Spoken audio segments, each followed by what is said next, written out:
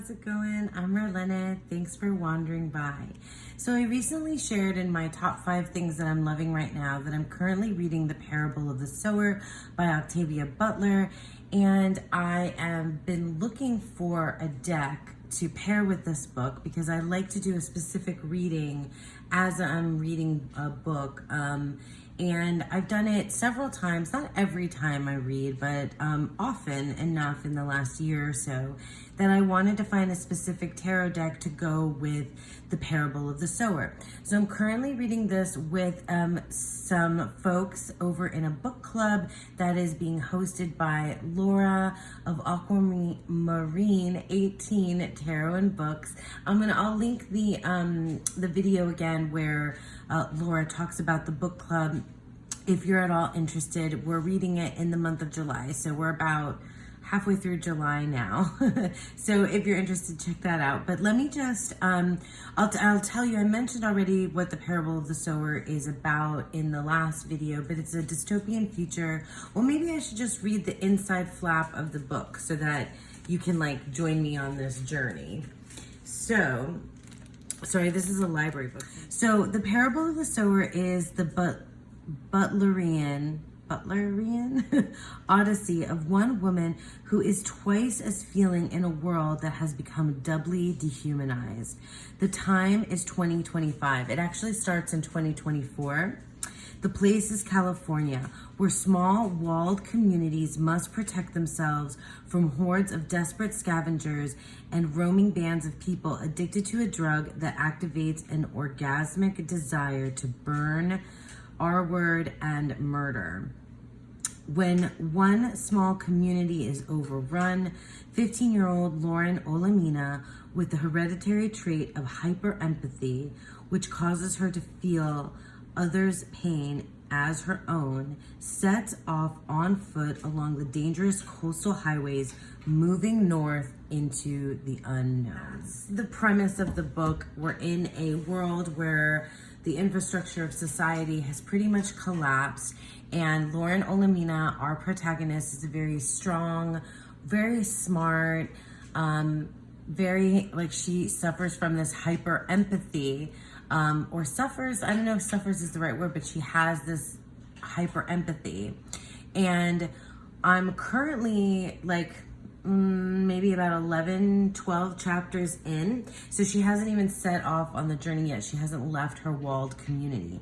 But I was looking for a deck that would pair with this idea of a dystopian future, but a strong protagonist. I want something that is going to, I don't want something that's going to be necessarily as intense or as confronting as the book, but just something that feels like it matches. I don't know, I guess it's like a feeling that I'll feel when I get to it. So I pulled a couple of decks to kind of go through, and then I think I know the one that I want, but I grabbed a couple just in case I change my mind. So first I grabbed the Future Ancestor Tarot. And I thought of this deck, this is a really gentle, loving indie deck, and I've used it before. The way that I talked about this deck in the past is that these are like my little cartoon doodle friends, like my Nickelodeon bumper cartoon character friends. But this is also really, it does really feel like it has a past and a future, like a legacy. Sorry if you can hear my dog crunching away. He loves to eat the moment I sit down to film. It's just the way he rolls. Anyway, I think for whatever reason, this seemed like a good choice because of its a connection to nature, connection to people as well. It's a very, it's a very gentle, very sweet deck. And I guess I pulled it to maybe kind of nurture me and help me along my journey with Lauren Olamina in The Parable of the Sower, because it's a very bleak existence that Lauren is living right now. And there's a host of really traumatizing things that have already happened around her, just in the first, 12 chapters that I've read. And yeah, it's not, I guess it'll be an adventure story, but it's not there yet. Right now, it's just sort of leading to that, I suppose. But looking at this deck, which is so cool, I mean, the suits are renamed, the quartz are renamed, so the needles are the seeds, yeah, the seeds are the pentacles, the needles are the swords, cups are cups, and candles are wands. 2 candles. Yeah, I sort of really love this, but maybe I'll grab it if I feel like I need to be nurtured and held throughout this process of reading this book. But I kind of see, yeah, oh, I guess I had pulled out all the dark cards and put them aside in this deck for some reason. I can't remember what it was that I was doing. For some reason, though, I did that. Anyway, I don't think that this is right for me right this 5 minutes with this particular book. So that's going to be a no. Another deck that I grabbed that I thought might be a good one would be the Circle of Life Tarot.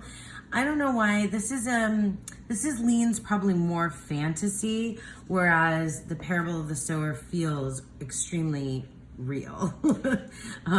Even though it's a futuristic, although futuristic can be up for debate because it was written in the late 80s, early 90s, but it is set in our in present day. It's set in 2024, which is our present day, but not hers. Anyway, you get what I'm saying, right?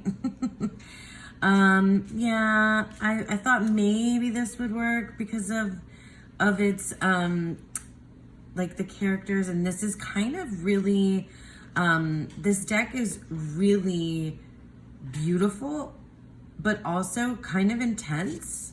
I don't know. I haven't used it that much, but I thought maybe. But looking at it now, I'm pretty sure, oh wow, that feels kind of Parable of the Sower-esque. That the Six of Pentacles here does. Wow, that's a really, if I could pick a card that really matches the Parable of the Sower, it would be the Six of Pentacles. It really would be the Six of Pentacles.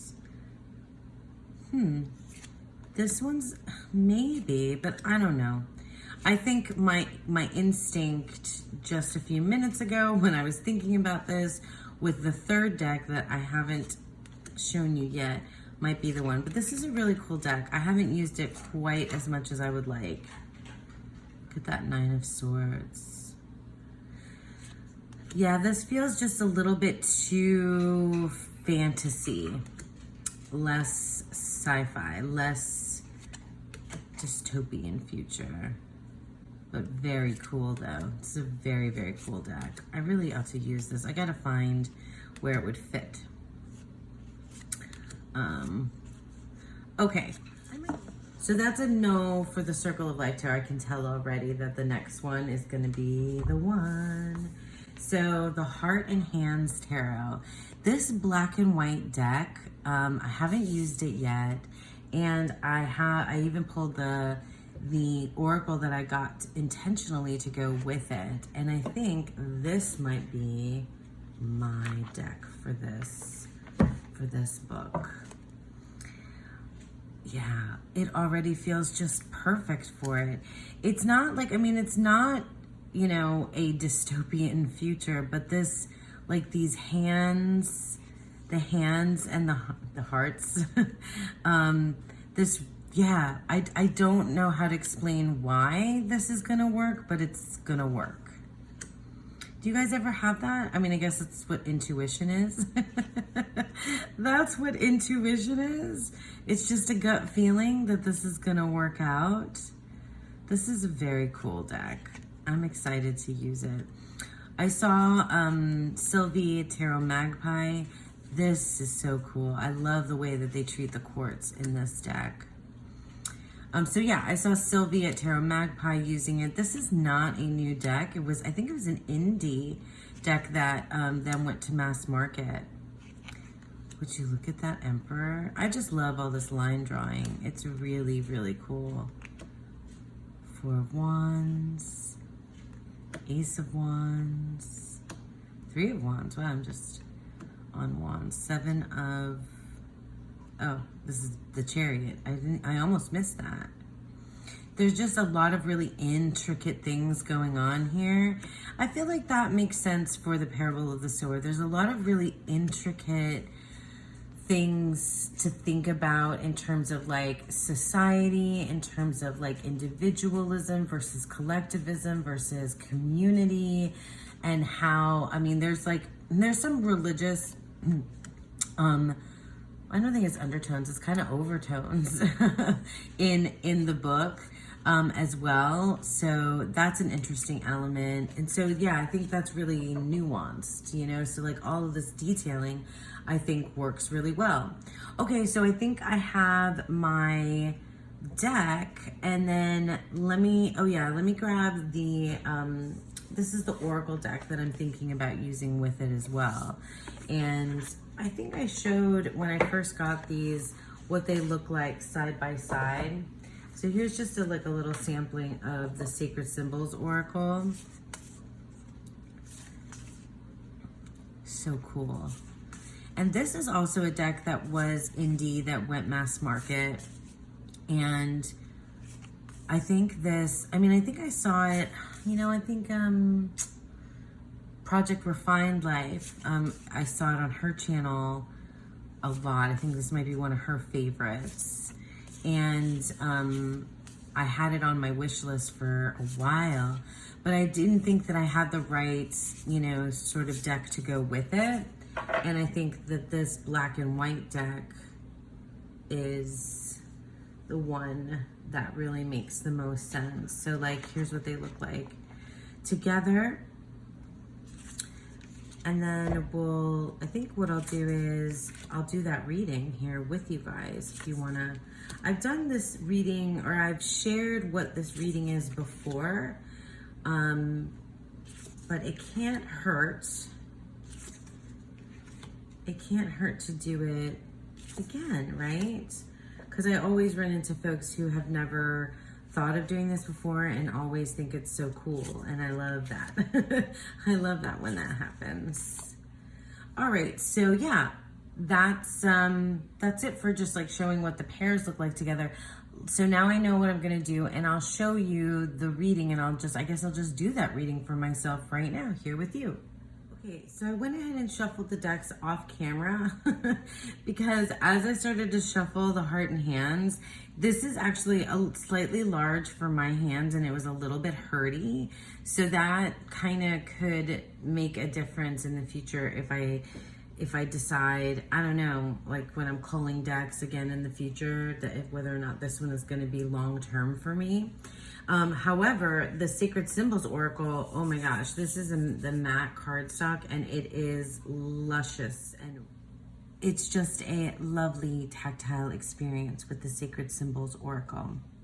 All right, so now I'm going to put this aside, and I'm going to take my Heart and Hands Tarot, and we're going to pull 3 cards. So typically, my reading is very simple, and in relationship to a book, it's the first card is, how am I most like the main character right now? And then the second card is, how am I unlike the main character right now? And then the third card I pull is, what is this book trying to teach me right now? It's all right now. It's all about right this moment. And then I'll do this time, what I'll do is I'll pull the Oracle card for the last position, which is where are we gonna go from here?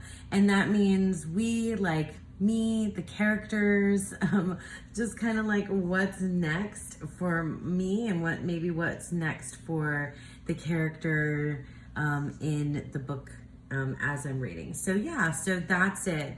So the first card we're going to turn over is, how am I most like the main character right now?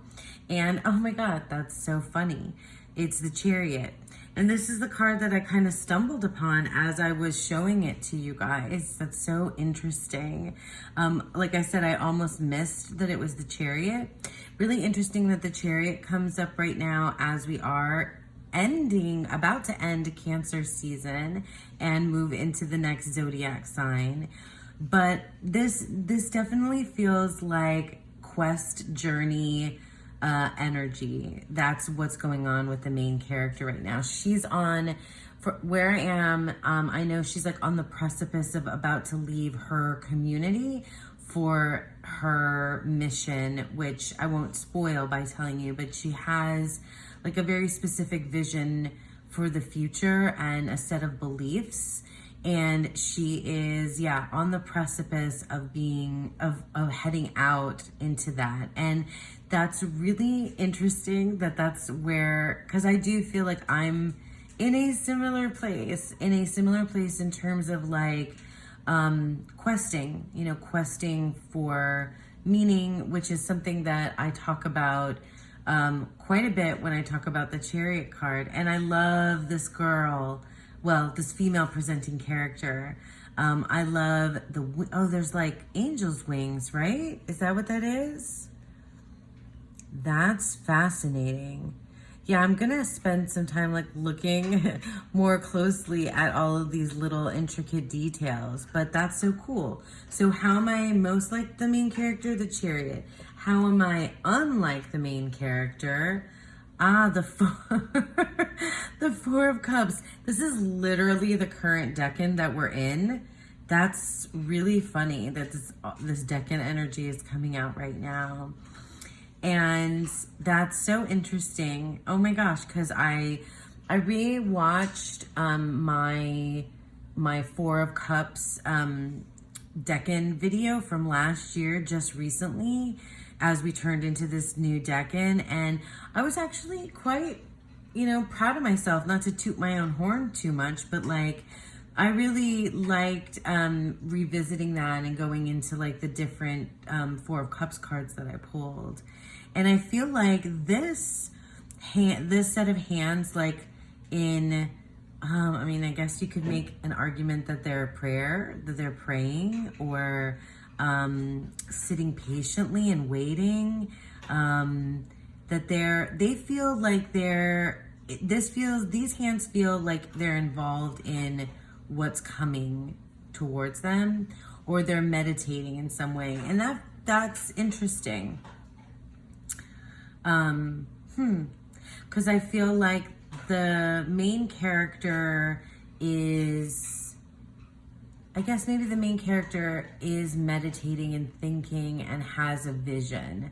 Their stability or instability here is something that they are, like I think that like Buddha-esque quality of the Four of Cups, that meditative Four of Cups that feels like Lauren, and it does not feel like me. Lauren Olamina, again, the main character of the Parable of the Sower. That's cool. So I'm not Four of Cups right now, even though we're in the Four of Cups. I'm not. That's so interesting. Okay, and now what is this book trying to teach me? What is this book trying to teach me right now? Two of Cups. You guys, these are the Cancer cards. Like, this was like, that's so wild to me. So we have the Cancer card, we have the Four of Cups, and then we have the Two of Cups. How fascinating. Yeah, I guess, like, oh my gosh, and you can see the mouths up here, and they're holding hands down below. Wow, I do think that this book is trying to teach me about partnership. This book is trying to teach me about community. This book is trying to teach me about how we need one another, how we really need one another. And about love. This book is trying to teach me about love. That is beautiful, and I love that. I really do. I can't believe that the Cancer cards all came out here. That's amazing. All right, so now finally, where are we going to go from here? Let's take a look at what the sacred symbols gave me. And I've never used this deck before, so truth. Whoa. Sorry. Whoa. That's amazing. Will you look at that? Okay. So where are we going to go from here? We're going to find out the truth. I kind of want to dip into this little Secret Symbols Oracle guidebook. I mean, it seems like this is a pen, a feather pen, but I'm not sure entirely. So let's look. 25. Truth. It's a feather, yeah? Okay, so the symbol, let me read about the symbol first. Symbol is the feather of Ma'at. The ostrich feather is an Egyptian symbol for truth. At the time of death, yep, the goddess Ma'at, I know this. The goddess Ma'at would weigh the heart of the deceased against the weight of the feather to see whether the person had lived a just life. So what does the divinatory thing here say? A great truth will come to light. A secret will be revealed. Your feelings regarding the situation you are asking about are true. Stand by your personal truth no matter what, and you will be rewarded. This is a time to let your authentic self shine. You have much to express. Your voice is needed. Meditate on this. Meditate on this when you want more authenticity in your life, or want clarity regarding a person or situation. So where are we gonna go from here? Yeah, we're gonna have some real truth, some clarity. That's amazing. And justice, which I think is quite prominent as a theme in this book. But really the theme of like partnership, love, community, wow. And this adventure that we're going on with this book. Wow, amazing. I'm so glad I did this. I'm so glad I chose this deck. And I'm so glad that I did this here with you guys. So let me just grab both little guidebooks. And so that was the Heart and Hands Tarot and the Sacred Symbols Oracle, paired with the Parable of the Sower. I am definitely going to be using this deck again, these decks again with my read. So thank you guys so much for sticking with me. I hope you enjoyed that, and I hope that you all have a beautiful, wonderful day. Bye.